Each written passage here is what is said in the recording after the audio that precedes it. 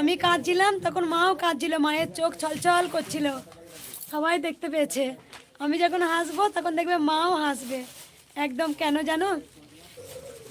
কারণ আমি সকল ভক্তকে বলি যে দেখো, একটা মানুষকে যদি কোনো কথা বলা হয় তার ইগো লাগে, কষ্ট হয়, কিন্তু মা হচ্ছে দয়াময়ী, মা হচ্ছে করুণাময়ী। তার কারণ জানো? একদম বেটা, কে আমাকে হাই লিখেছো বেটা? কারণ হচ্ছে রাজরানী মা। একদম মা করুণাময়ী কেন বলবো? কারণ মাকে আমি এত কথা বলেছিলাম যে কেন এলি আমার কাছে, আমি দিন দুঃখিনী, কেন তুই এলি। মাকে কত কটু কথা বলেছি, দেখো মায়ের কোনো রাগ নেই, মায়ের কোনো অভিমান নেই। মা যে দয়াময়ী, মা যে করুণাময়ী, মা যে ব্রহ্মময়ী।